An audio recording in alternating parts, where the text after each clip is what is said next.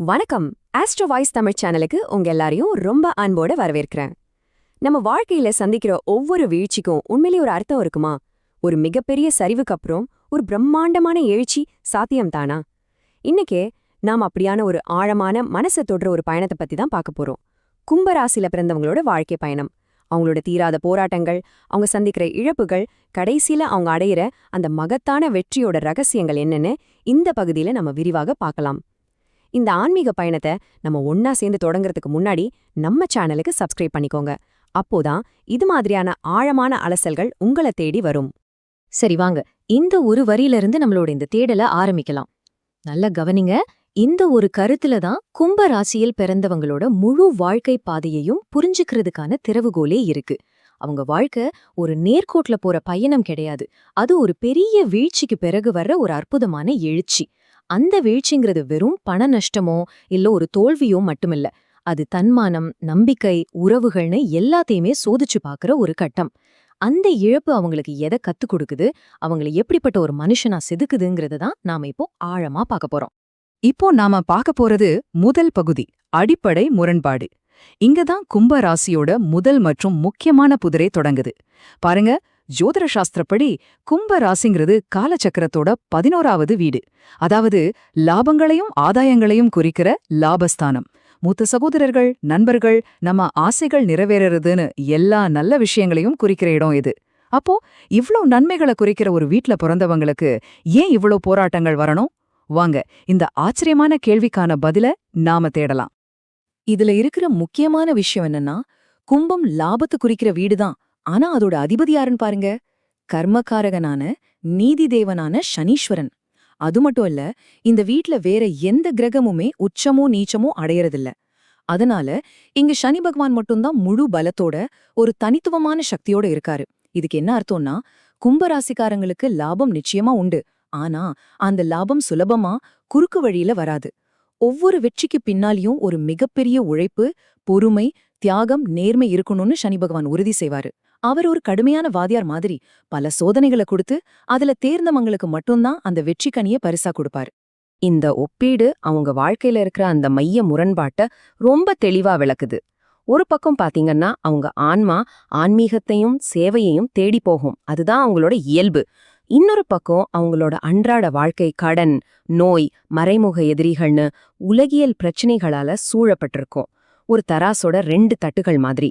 ஒரு தட்டுல ஆன்மீக அமைதி, இன்னொரு தட்டுல உலகியல் போராட்டங்கள்னு நிறைஞ்சு அவங்க வாழ்க்கை இந்த 2 துருவங்களுக்கு நடுவுல ஒரு சமநிலைக்காக போராடிக்கிட்டே பயணிக்குது.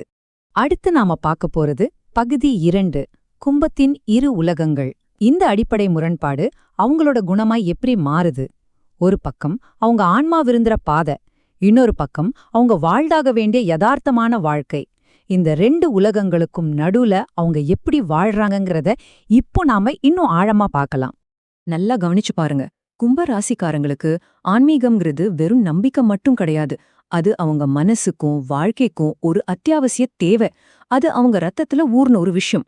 குலதெய்வ வழிபாடு, இஷ்டதெய்வ வழிபாடு, விரதங்கள்னு ஏதாவது ஒரு ஆன்மீக பற்றுதல் இல்லாம அவங்களால இருக்கவே முடியாது. ஒருவேளை அந்த பற்றுதல் இல்லைன்னா அவங்க திசை தெரியாத பறவை மாதிரி தவிச்சு மன உளைச்சலோட விளிம்புக்கே போற அபாயம் கூட இருக்குன்னு சொல்லப்படுது. ஆனா பாருங்க, இதுக்கு அப்படியே நேர் மாறா அவங்களோட உலக வாழ்க்கை பெரும்பாலும் ஒரு போர்க்களமா தான் இருக்கு. பணப்பிரச்சனை, கடன் வாங்குறது, வட்டி கட்டுறது, சொத்து சம்பந்தமான வழக்குகள், ஆரோக்கிய குறைபாடுகள், குறிப்பா நீண்ட நாள் நீடிக்கிற நோய்கள், மறைமுக எதிரிகள்னு பல முனைகள்ல அவங்க போராட வேண்டியிருக்கும். அவங்க மனசு விரும்புற ஆன்மீக வாழ்க்கைக்கும் அவங்க வாழ்ற இந்த உலகியல் பிரச்சனைக்கும் நடுவுல இருக்கிற இந்த தொடர்ச்சியான உராய்வு தான் அவங்க வாழ்க்கையே வரையறுக்குது. அடுத்த பகுதி பந்தங்கள். இந்த உள்மன போராட்டம் வெளியுலகத்துல மட்டும் இல்லாம அவங்களோட ரொம்ப தனிப்பட்ட உறவுகள்லையும், குறிப்பா குடும்ப உறவுகள்லையும் எப்படி ஆழமா பிரதிபலிக்குதுன்னு இப்ப பார்க்கலாம். இது கேட்கவே ரொம்ப உருக்கமான ஒரு விஷயம். கும்பராசிக்காரங்க தன்னோட உடன்பிறப்புக்கர் மேல உயிரே வச்சிருப்பாங்க. அளவே இல்லாத பாசம் காட்டுவாங்க. ஆனா அந்த உறவுகள் பெரும்பாலும் பிரிவினாலேயோ, நோய்களாலேயோ, இல்ல சில சமயங்கள்ல இளம் வயதிலே ஏற்படுற இழப்புகளாலேயோ அவங்களுக்கு துயரத்தை தான் கொடுக்கும்.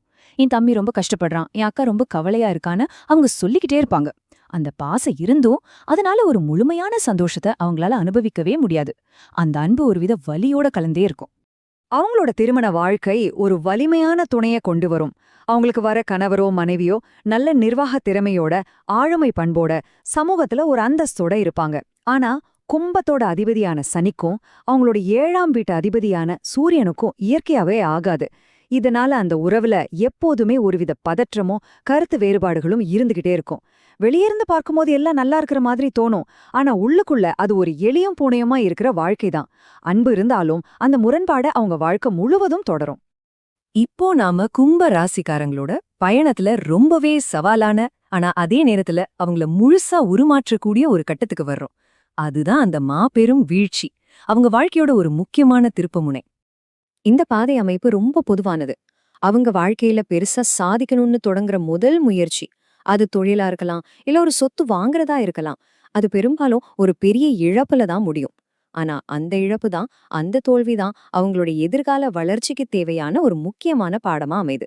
முதல் தொழிலை இழந்து வாங்கின முதல் சொத்தை வித்து அதுக்கப்புறமா தொடங்குற 2வது முயற்சியில தான் அவங்க மிகப்பெரிய வெற்றியே அடைறாங்க.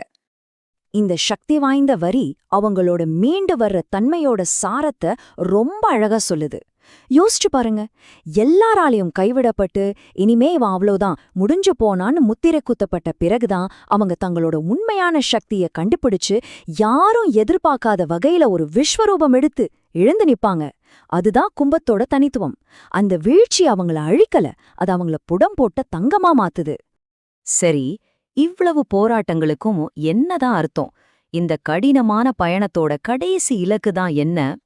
தோல்விகளால் சூழப்பட்ட வாழ்க்கை வெற்றி பாதையை எப்படி அடையுது? அதை இப்ப பார்க்கலாம். இந்த வயத ஒரு முக்கியமான திருப்பு முனையா ஜோதிட மூலங்கள் குறிப்பிடுது. 45. இது வெறும் ஒரு நம்பர் இல்ல. இது அவங்க வாழ்நாள் முழுக்கப்பட்ட கஷ்டங்கள், சிந்திய கண்ணீர், சந்திச்ச அவமானங்கள் எல்லாமே அனுபவமா மாறி ஞானமாகவும் ஸ்திரத்தன்மையாகவும் வெற்றியாகவும் உருடெடுக்க தொடங்குற ஒரு பொன்னான காலகட்டம். இங்கிருந்து நாம் எடுத்துக்க வேண்டிய முக்கியமான பாடம் என்னன்னா, அவங்க படுற கஷ்டங்கள் அர்த்தமே இல்லாதது கிடையாது.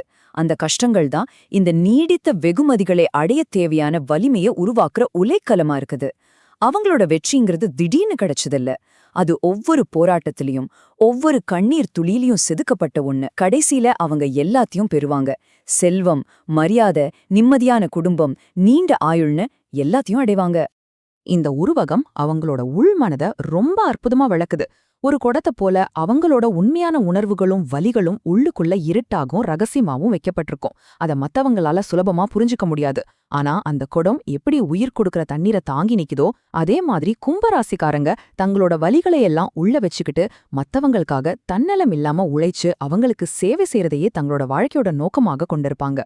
இந்த கேள்வி கும்பத்தோட ஆழமான பயணத்தை பத்தின ஒரு இறுதி சிந்தனையோட நம்மள விட்டு செல்லுது. அவங்களோட போராட்டத்தை வரையறுக்கிற சவால்கள் தான் அவங்களோட தனித்துவமான வலிமையையும் சேவை செய்யற திறனையும் உருவாக்குது. ஒருவேளை அந்த இருள் இல்லேனா அவங்களால மத்தவங்க வாழ்க்கையில ஒளி ஏத்த முடியுமா? அந்த வீழ்ச்சி இல்லேனா அந்த விஸ்வரூப எழுச்சிக்கு அர்த்தம் இருக்குமா? இதை நாம ஒவ்வொருத்தரும் சிந்திக்க வேண்டிய ஒரு கேள்வி. இந்த அலசல் உங்களுக்குள்ள ஒரு புதிய புரிதலையும் ஒரு நம்பிக்கையும் தந்திருக்கும்னு நான் நம்புறேன். உங்களோட அனுபவங்களை எங்க கூட கமெண்ட்ல பகிர்ந்துக்கோங்க. மறக்காம ஆஸ்ட்ரோ வாய்ஸ் தமிழ் சேனலுக்கு சப்ஸ்கிரைப் செஞ்சு இந்த விளக்கத்தை உங்க அன்புக்குரியவங்களுக்கும் ஷேர் பண்ணுங்க. மீண்டும் ஒரு ஆழமான பதிவுல சந்திக்கலாம். நன்றி, வணக்கம்.